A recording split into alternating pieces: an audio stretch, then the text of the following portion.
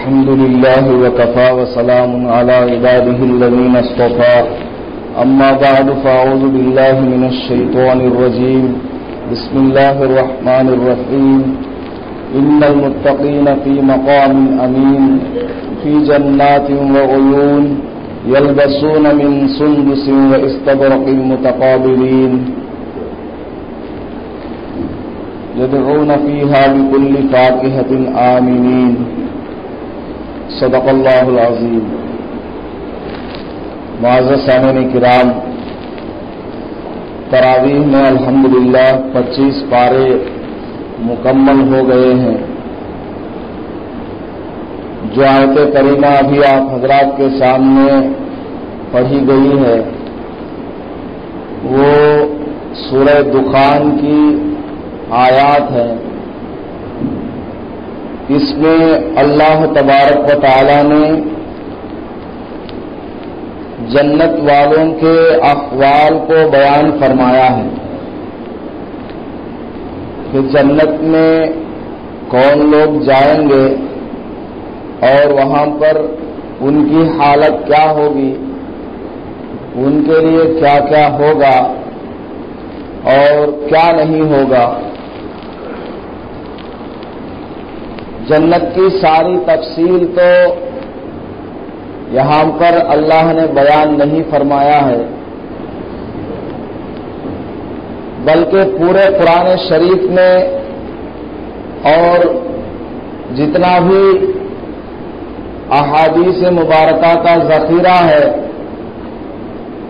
ان سب میں جنت کے بارے میں جتنی بھی باتیں آئی ہیں ان سب کو اگر بیان کر دیا جائے، ان سب کو جان لیا جائے اور پھر مرنے کے بعد جنت کو دیکھا جائے تو ایسا معلوم ہوگا کہ سنا ہوا جو کچھ بھی تھا، بیان کیا گیا جو کچھ بھی تھا وہ تو ایک رائی کا دانہ ہے. اب آنکھوں سے جو نظر آ رہا ہے وہ ایک بہت بڑا سمندر ہے. تو جنت کا اللہ نے مختصر سے یہاں پر تذکرہ فرمایا ہے. سب سے پہلے تو اللہ پاک نے ارشاد فرمایا کہ جنت میں جائیں گے کون. اللہ پاک نے فرمایا ان المتقین، متقی لوگ جنت میں جائیں گے، تقوی اور پرہیزگار لوگ، یعنی جو اپنے آپ کو اللہ کی منع کی ہوئی چیزوں سے روکے رکھتے ہیں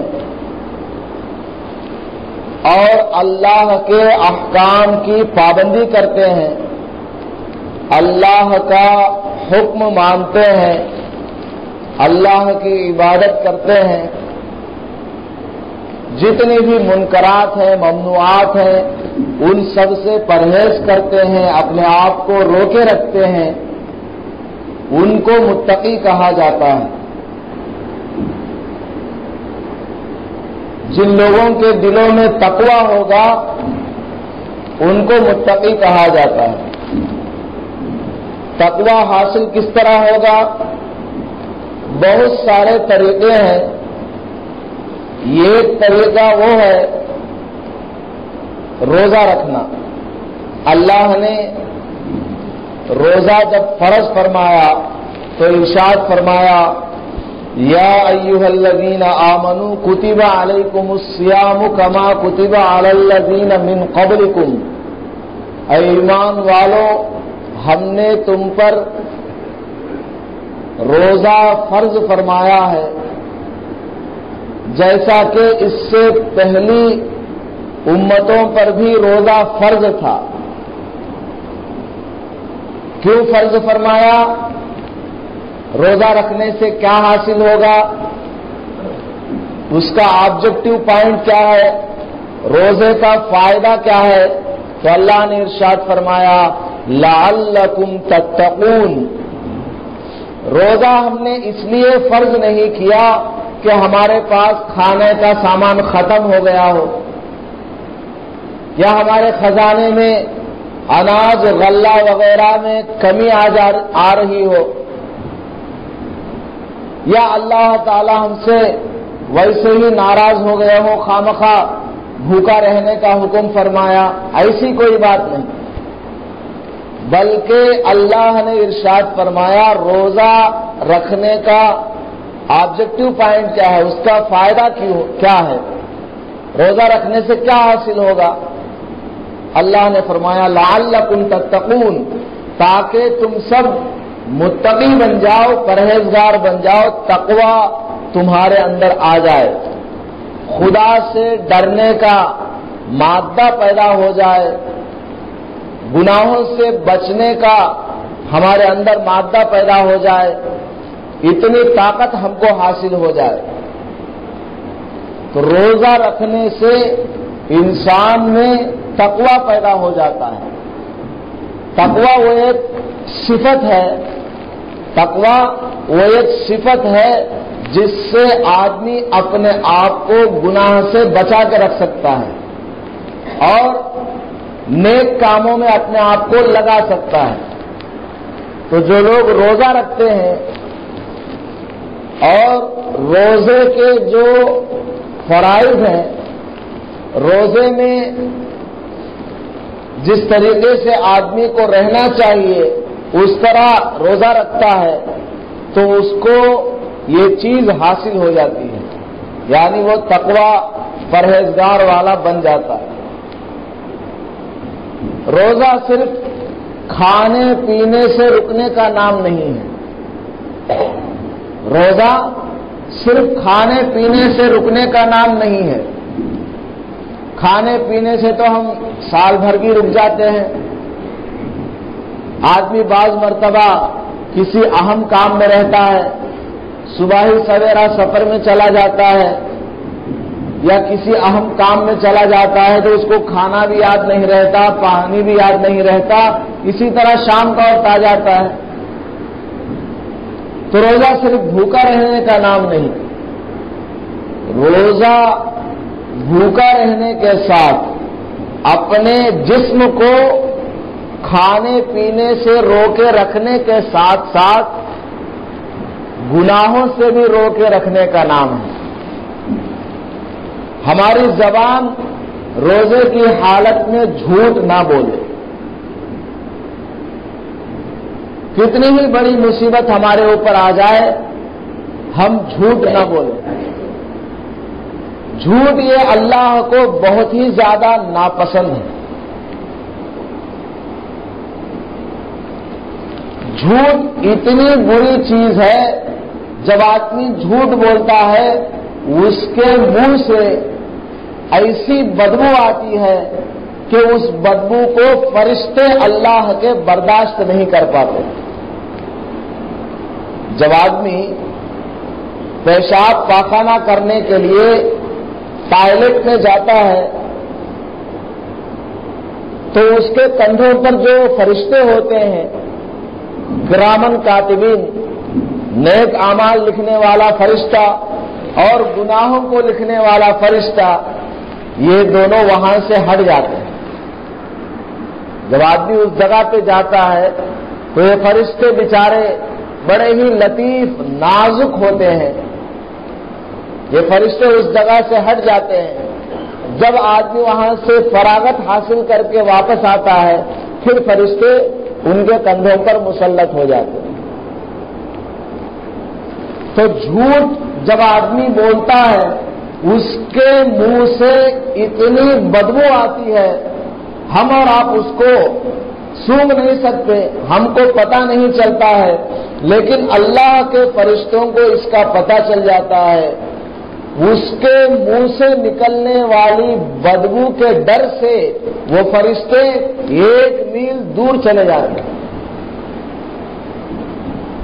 اللہ کی رحمت کے فرشتے جو ہمارے اوپر مسلط ہیں نیک اعمال لکھنے کے لیے، گناہوں کو لکھنے کے لیے، وہ فرشتے ہم سے دور چلے جاتے ہیں۔ جب آدمی جھوٹ بولتا ہے تو جھوٹ میں اتنی بدبو ہے، اگر اس بدبو کا احساس ہم کو ہونے لگے جس طرح ہمیں گندگی سے آنے والی بدبو کا احساس ہوتا ہے، نالی کی بدبو کا ہم کو احساس ہوتا ہے، اس طرح انسان کے منہ سے نکلنے والے جھوٹ کی بدبو کا احساس ہم کو ہونے لگے تو پھر خدا کی قسم مسجد میں اتنے آدمی آپ کو نہیں ملیں گے، کیونکہ بیشتر آدمی جھوٹ میں ملوث ہیں، جھوٹ بولتے رہتے ہیں، صبح اٹھنے سے لے کر رات سونے تک پتہ نہیں کتنی مرتبہ جھوٹ بولتے ہیں اور جھوٹی قسم کھا لیتے ہیں۔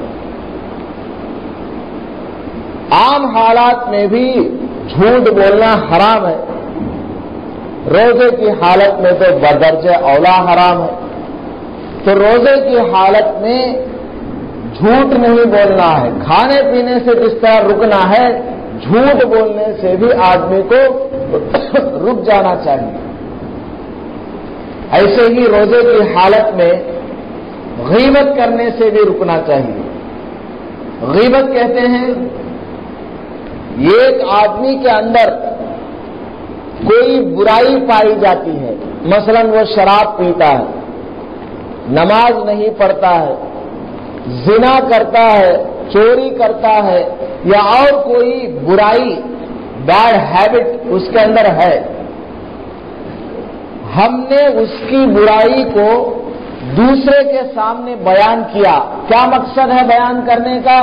اس کو شرمندہ کرنا، اس کو بدنام کرنا، اس کی برائی بیان کر کے آپس میں مزہ لینا کہ ہم اچھے ہیں وہ برا ہے۔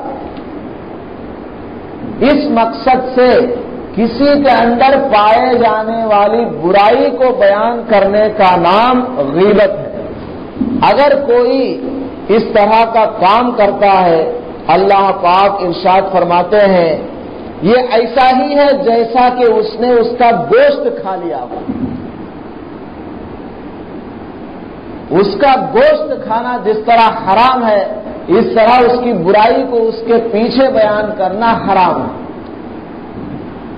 قرآن شریف میں 26ویں پارے میں اللہ نے ارشاد فرمایا وَلَا يَغْتَبْ بَعْضُكُمْ بَعْضًا، تم لوگ آپس میں ایک دوسرے کی برائی بیان کرتے نہ پھرا کرو، غیبت کرتے نہ پھرا کرو، دوسروں کی برائیوں کو بیان نہ کیا کرو۔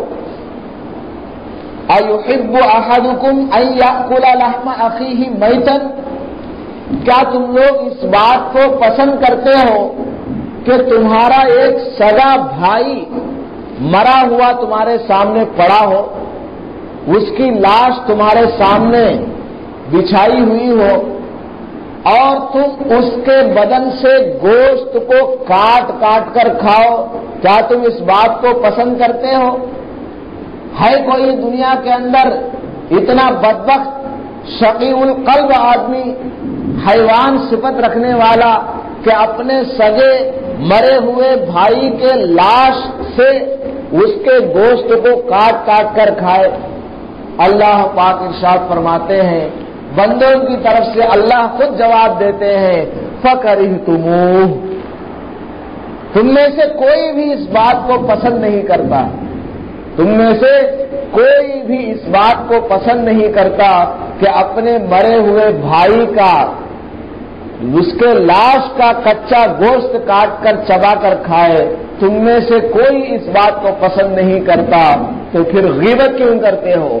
غیبت کرنا اس سے بھی بڑا پاپ ہے، دوسرے کی برائی بیان کرنا، اس کو شرمندہ اور ذلیل کرنے کے ارادے سے، یہ اپنے مرے ہوئے بھائی کے گوشت کو کھانے سے بھی زیادہ بڑا پاپ ہے۔ وَاتَّقُوا اللَّهَ، اللہ سے ڈرا کرو، کسی کی برائی بیان نہیں کرنا چاہیے۔ حدیث میں آتا ہے غیبت کرنا اتنا بڑا گناہ جیسا کہ اپنے ماں کے ساتھ 36 مرتبہ زنا کرنے سے گناہ ہوتا ہے۔ کتنی بڑی برائی ہے، بیان کرنے کو زبان نہیں اٹھتا ہے، اتنا بڑا پاپ ہے غیبت کرنا۔ غیبت کرنے سے ہماری نیکیاں نکل کر اس کے نام اعمال میں چلی جاتی ہیں۔ اللہ کے یہاں ایک ناپ ہے، ایک تول ہے، جتنا ہم نے اس کی برائی بیان کی ہوگی، مزہ لیا ہوگا، اس کو شرمندہ اور ذلیل کیا ہوگا، اتنی نیکیاں ہمارے نام اعمال سے نکال کر اللہ تعالیٰ اس کے نام اعمال میں ڈال دیں گے مرنے کے بعد قیامت کے دن، اگر ہم نے توبہ نہیں کیا، اللہ سے معافی نہیں مانگی۔ تو روزے کی حالت میں اپنے آپ کو غیبت سے بھی بچا کے رکھنا ہے، اسی طرح چغلی سے بھی بچا کے رکھنا ہے۔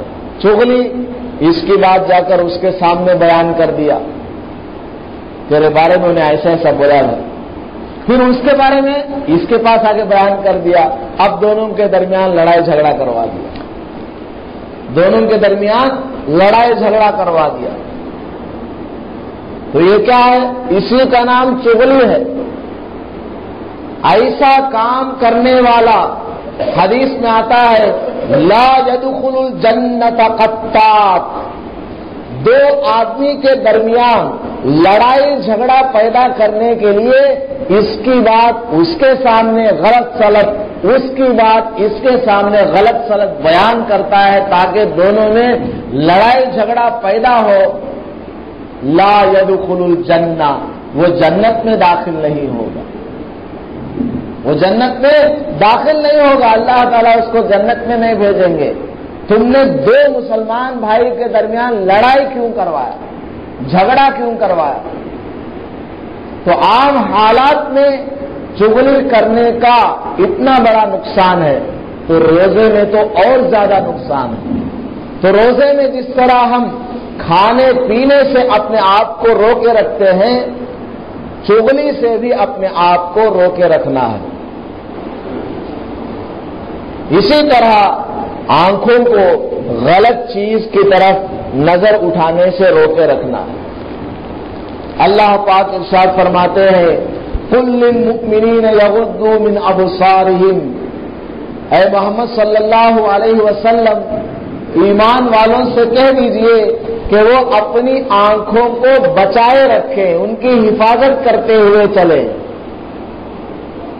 آج کل کا جو ماحول ہے بڑا ہی خراب ماحول ہے، آنکھیں بہت جلد خراب ہو جاتی ہیں، جدھر بھی دیکھیں آپ وال پوسٹر میں پتہ نہیں کیسی کیسی گندے سین ہوتے ہیں۔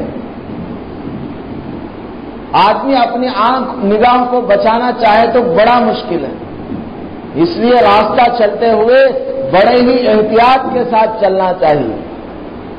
ٹریفک میں جس طرح آدمی جب گاڑی چلاتا ہے، سامنے بڑا ٹرک آ رہا ہے، کوئی بس آ رہی ہے یا کار ہے، تو آدمی اپنی جان کو بچانے کے لیے اپنے گاڑی کو سنبھال کر کے چلاتا ہے، چاہے جتنی بڑی ٹریفک ہو، بھیانک سے بھیانک بھیڑ کیوں نہ لگی ہوئی ہو، اپنی گاڑی کو بچا کر لے کے گھر واپس صحیح سالم پہنچ جاتا ہے۔ ایسے ہی ہم لوگ گھر سے باہر نکلتے ہیں تو گھر واپس آنے تک اپنے ایمان کو بچا کر لانا چاہیے۔ راستے میں جتنی برائیاں کیوں نہ ہو، راستے میں کتنی زیادہ گندی چیزیں کیوں نہ ہو، اپنی نگاہوں کی حفاظت کر کے اپنے ایمان کو بچا کر گھر لانا چاہیے۔ ہماری جان کی فکر جس طرح ہم کو لگی ہوئی رہتی ہے، اس سے 1000 درجہ زیادہ اپنے ایمان کی فکر ہم کو لگا رہنا چاہیے۔ روزے میں اپنی نگاہ کو بھی بچا کے رکھنا چاہیے۔ اسی طرح ہر قسم کی برائی سے اپنے آپ کو روزے میں روکے رکھیں گے تو روزے کا جو فائدہ ہے، روزے کا جو آبجیکٹو پوائنٹ اللہ نے بیان فرمایا لعلکم تتقون، یہ اس کو حاصل ہو جائے گا، یعنی بندہ تقوی والا ہو جائے گا، پرہیزگار ہو جائے گا، متقی بن جائے گا، نیک بن جائے گا۔ اور میں نے جو آیت کریمہ 25 پارے کی تلاوت کی ہے، اس میں جو فرمایا گیا جنت میں کون جائیں گے؟ یہی لوگ جائیں گے، یہی لوگ جن کو تقوی حاصل ہو گیا، جو متقی بن گئے، یہی لوگ جنت میں جائیں گے۔ اب جنت میں ان کو کیا کیا ملے گا بھائی؟ ہر آدمی چاہتا ہے کہ میرا بہترین مکان ہو، اللہ نے فرمایا ان المتقین فی مقام امین. یہ جو متقی لوگ ہیں، نیک پرہیزگار لوگ ہیں، گناہوں سے اپنے آپ کو بچا کر رکھنے والے لوگ ہیں، نیک اعمال میں اپنے آپ کو لگانے والے لوگ ہیں، یہ سب کہاں پر ہوں گے؟ فی مقام امین. یہ ایک ایسی جگہ میں ہوں گے جو ہر قسم کے نقصان سے محفوظ ہے، مامون ہے، اطمینان بخش جگہ میں ان کو گھر ملے گا جنت میں. اور فی جنات و عیون، ان کا جنت کے اندر، جنت والوں کا گھر دنیا دار کے گھر کی طرح نہیں ہوگا.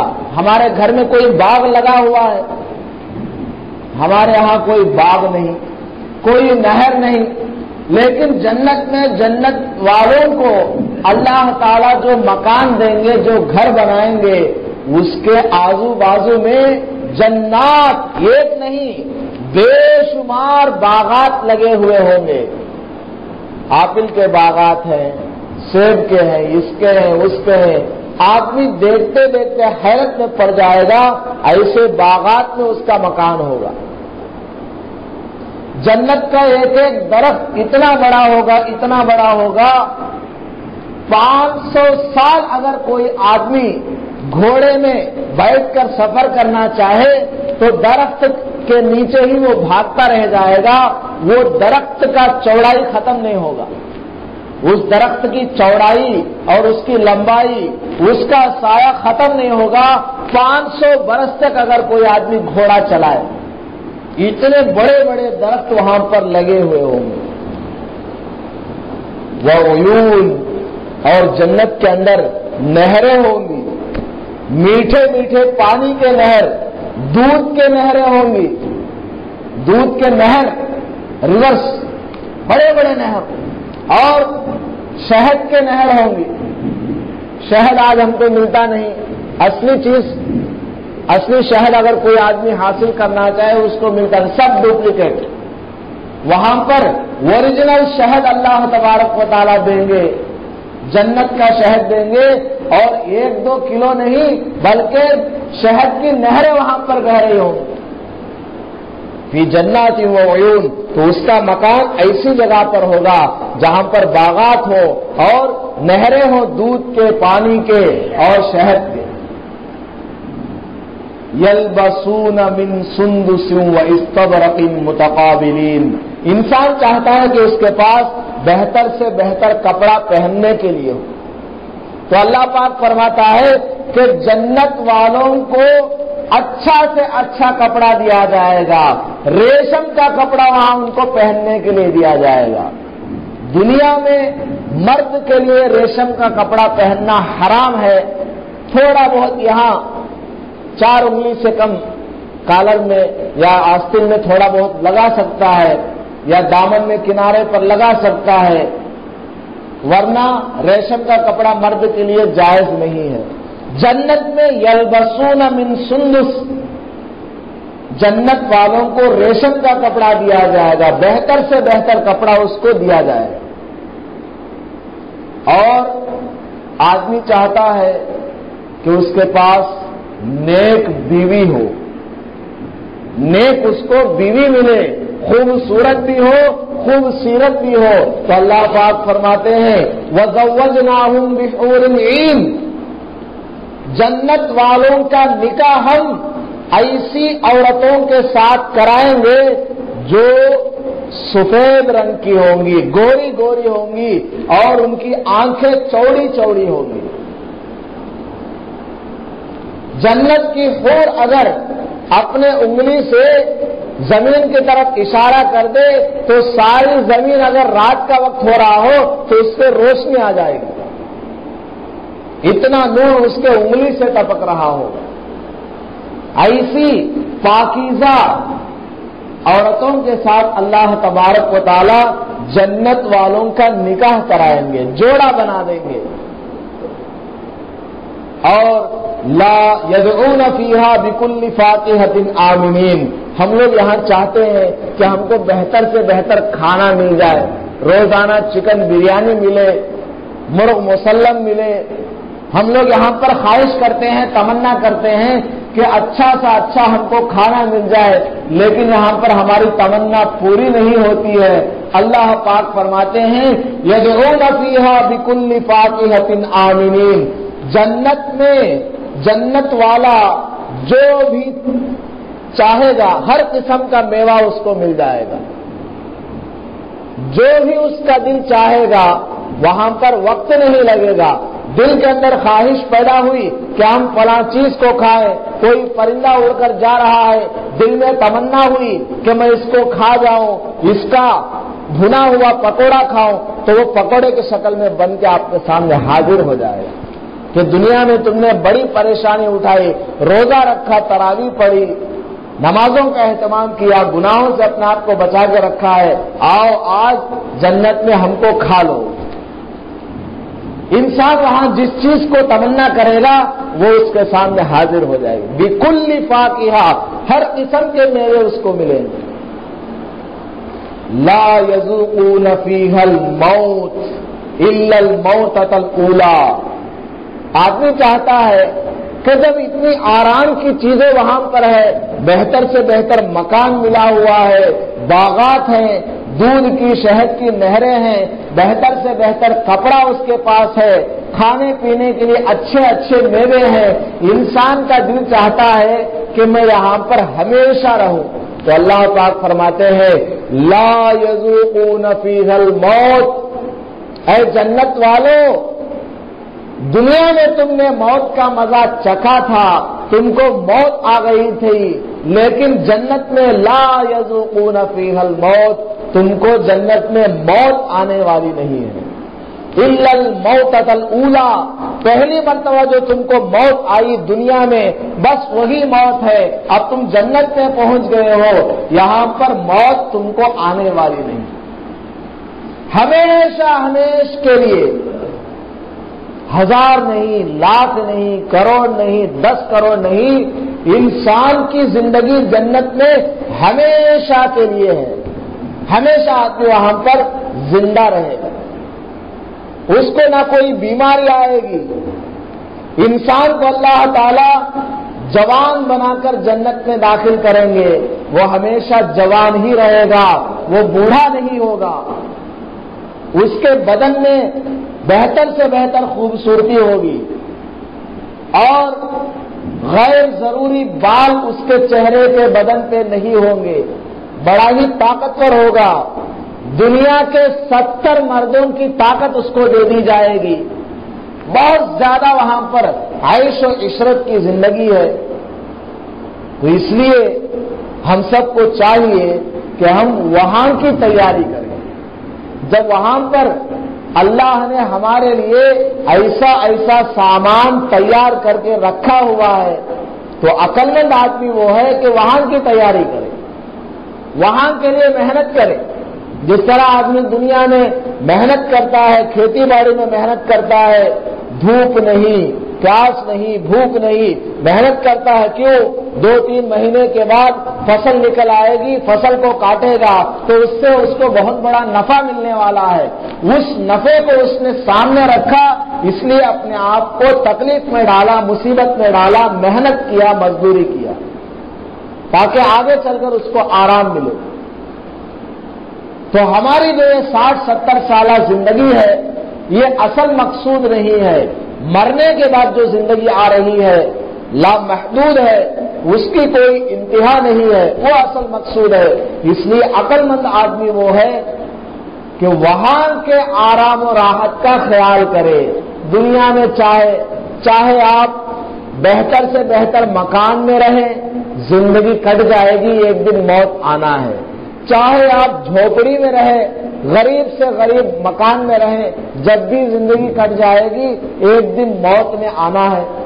چاہے ہم بھوکے پیاسے رہیں, جب بھی زندگی کٹ جائے گی, پیٹ بھر کر کھا لے, جب بھی زندگی کٹ جائے گی. لیکن آخرت میں ایسا نہیں. آخرت میں آرام پانا ہے تو دنیا میں کچھ کر لینا ہے, کچھ عبادت کر لینا ہے, گناہوں سے اپنے آپ کو بچا کے رکھنا ہے. رمضان کا مہینہ جو دیا گیا، روزے جو ہمارے اوپر فرض کیے گئے، ہم سب کو کھانے پینے سے روکا گیا تاکہ ہمارا نفس، ہمارے جسم کے اندر جو ایک شیطان بیٹھا ہوا ہے گناہوں کا، اس کی اصلاح ہو جائے۔ آدمی کے بدن کے اندر جو ایک طاقت ہے جس کے بنا پر وہ گناہ کرتا ہے، وہ ٹوٹ جائے اور آدمی کے اندر خدا کا خوف پیدا ہو جائے۔ اس لیے رمضان کا مہینہ یہ ٹریننگ کے لیے دیا گیا ہے۔ تو ہم سب کو چاہیے کہ ہم آخرت کی تیاری کریں اور جنت کی تمنا کریں۔ دنیا میں زیادہ آرام اور راحت کے خواہش میں نہیں رہنا چاہیے۔ دیکھیے آخری عشرہ یہ چل رہا ہے، پورے 10 دن کا اعتکاف کرنا یہ میرے اور آپ کے رسول اللہ صلی اللہ علیہ وسلم کی سنت ہے۔ ایک محلے میں ایک مسجد ہے، پورے محلے میں سے ایک آدمی کم از کم ایسا ہونا چاہیے جو رمضان کے پورے آخر کے 10 دن کا اعتکاف کرے، مسجد میں رہے، باہر نہ جائے، عبادت میں اپنے آپ کو لگائے۔ اگر ایک آدمی نے بھی محلے میں سے کسی نے اعتکاف نہیں کیا تو سارے محلے والوں پر گناہ ہوگا۔ جیسے جنازے کی نماز ہے، کسی نے بھی جنازے کی نماز نہیں پڑھی محلے میں سے تو سارا محلہ گنہگار ہوگا۔ اگر چند آدمیوں نے مل کر جنازے کی نماز پڑھ لی اور اس کو دفن کر دیا تو سارے آدمی گناہ سے بچ جائیں گے، وہ فریضہ ان کے ذمے سے اتر جائے گا۔ ایسے ہی چند آدمیوں نے مل کر 10 دن کا اعتکاف کر لیا یا ایک آدمی نے بھی کر لیا تو پورے محلے والوں کے ذمے سے اعتکاف اتر جائے گا، گناہ نہیں ہوگا۔ اگر کسی نے نہیں کیا تو گناہ ہوگا۔ تو بیچارے یہ لوگ جو اعتکاف میں بیٹھے ہوئے ہیں 10 دن کے لیے، ان سب کا ہمارے اوپر احسان ہے۔ یہ لوگ اگر اعتکاف میں نہ بیٹھتے تو ہم سب بھی گنہگار ہوتے، ہم میں سے کسی ایک کو وہاں پر بیٹھنا ہوتا۔ تو ہماری جگہ 4-5 حضرات نے 10 دن کا اعتکاف کیا ہوا ہے، ان سب کا ہمارے اوپر احسان ہے۔ اس لیے ہمیں چاہیے کہ ہم سے جتنا ہو سکے ان کی خدمت کریں۔ یہ باہر نہیں جا سکتے بیچارے، اپنا کام نہیں کر سکتے تو ان کا کوئی کام ہے، آپ ان کے پڑوسی ہیں، آپ کا گھر ان کے آس پاس ہے تو آپ ان کے گھر کا سامان لا دیا کریں اگر ضرورت ہے، یا اور کوئی ضرورت ان کو مسجد میں پیش آ رہی ہے باہر سے لا کر دینے کی، اس کو آپ پورا کیا کریں۔ تو یہ بہت بڑا ثواب کا کام ہے۔ اعتکاف کرنے والوں کی خدمت کرنا چاہیے اور ان سے بیزار نہیں ہونا چاہیے، کیونکہ بیچاروں کا کھانا پینا سونا سب کچھ یہاں پر ہے۔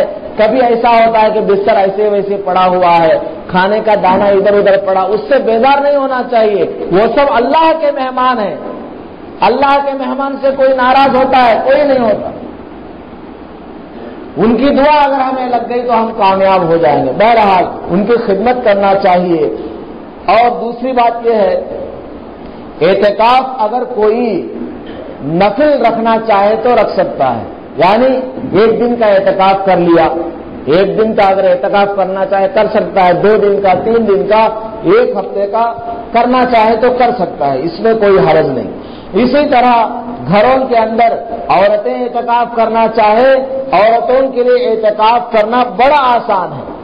مرد کو تو مسجد میں رہنا پڑے گا، پیشاب پاخانہ وضو کے علاوہ وہ باہر نہیں جا سکتا، لیکن عورتیں گھر کے اندر جس جگہ وہ نماز پڑھتی ہیں مصلی بچھا لیں، وہاں پر اعتکاف کر لیں۔ کھانا پکانے کا وقت آیا، کھانا پکانے چلی جائے، کچرا جھاڑنے کا وقت آیا، کچرا جھاڑنے کے لیے چلی جائے، بچے کو دودھ پلانے کا وقت آیا، بچے کو دودھ پلا سکتی ہے، کپڑے دھو سکتی ہے، گھر کے اندر کا سارا کام کر سکتی ہے۔ اعتکاف کرنا عورت کے لیے اللہ نے آسان کر دیا ہے، اس لیے گھروں کی عورتوں کو چاہیے کہ وہ اعتکاف کر کے یہ ثواب کو حاصل کریں۔ بہت بڑا ثواب کا کام ہے اعتکاف کرنا۔ اللہ تعالیٰ سے دعا فرمائے کہ اللہ تبارک و تعالیٰ ہمیں جو کچھ کہا گیا سنا گیا اس کو سمجھنے کے اور عمل کرنے کی توفیق نصیب فرمائے۔ زکات کے مسائل بیان کر رہا تھا. ایک مسئلہ یہ بھی ہے زکات میں کہ زکات کس کو نہیں دینا چاہیے. زکات کس کو نہیں دینا چاہیے؟ زکات ماں باپ کو نہیں دینا چاہیے، دادا دادی کو نہیں دینا چاہیے، نانا نانی کو نہیں دینا چاہیے، اسی طرح اوپر تک. ایسے ہی زکات اپنی اولاد کو نہیں دینا چاہیے. بیٹا ہے، بیٹی ہے، پوتا پوتی ہے، نواسا ہے، نواسی ہے، ان کو نہیں دینا چاہیے. کیوں؟ اس لیے کہ ان کو دینا گویا اپنے ہی کو دینا ہے. اور دوسری بات یہ ہے ماں باپ کی خدمت کی ذمہ داری ہمارے اوپر فرض ہے، ان کو اپنے اصل پیسے میں سے دینا چاہیے. زکات کا حق تو غریبوں کا ہے، زکات کا حق غریبوں کا ہے.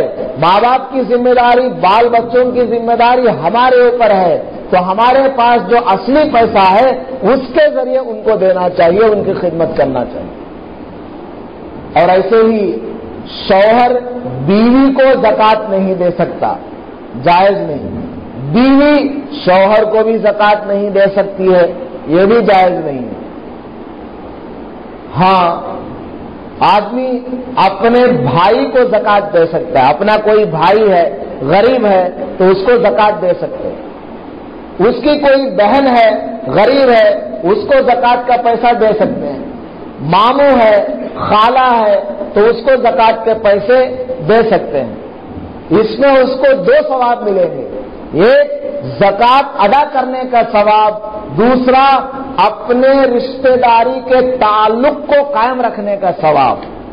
آج کل لوگ اس سے بہت زیادہ کتراتے ہیں.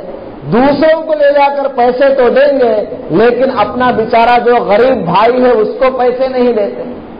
آدمی چاہتا ہے کہ میرا پیٹ بھر جائے، ہمارے خاندان میں میرا پیٹ بھرا رہے، بس میرا بھائی چاہے بھوکا مر رہا ہو اس کی کوئی آدمی فکر نہیں کرتا. اپنی بیچاری غریب بہن کسی گاؤں میں رہتی ہے، اس کے سسرال میں بیچاری غریب ہے، اس کو زکات کا پیسہ دینا چاہیے، لیکن آدمی دیتا نہیں. آدمی دیتا نہیں، حسد ہے، جلن ہے، بہت بڑا گناہ ملے گا. ان کا سب سے پہلے حق بنتا ہے، اگر آپ پر زکات فرض ہے اور آپ کا کوئی غریب بھائی ہے، آپ کی کوئی غریب بہن ہے، تو آپ کی ذمہ داری ہے کہ سب سے پہلے آپ ان کو دیں زکات کے پیسے میں سے، بعد میں دوسروں کو. مدرسے کو بھی نہیں دے سکتے اور دوسروں کو نہیں دے سکتے، سب سے پہلے ان کو دینا ہے. ان کو اگر آپ نے نہیں دیا، دوسروں کو دے دیا، تو ان کو آپ نے جو نہیں دیا اس کا حساب ہوگا. یہ تو غلط ہے. ہاں، کسی مجبوری میں نہیں دیا، وہ کہیں دور رہتے ہیں، آپ پہنچ نہیں پائے اور جلدی میں کسی اور کو دے دیں، وہ بات الگ ہے. لیکن دل کے اندر اس ارادے سے کہ میں اگر اس کو زکات کا پیسہ دوں گا تو اس کو فائدہ ہو جائے گا، اس کا فائدہ نہیں ہونا چاہیے، اس ارادے سے اگر زکات نہیں دیتے ہیں تو یہ گناہ ہے. رشتہ داری کے تعلق کو قائم رکھنا چاہیے. تو اس لیے سب سے پہلے اپنے رشتہ داروں میں جن کو زکات دینا جائز ہے، سب سے پہلے ان کو زکات کا پیسہ دینا چاہیے. اللہ تعالیٰ عمل کی توفیق عطا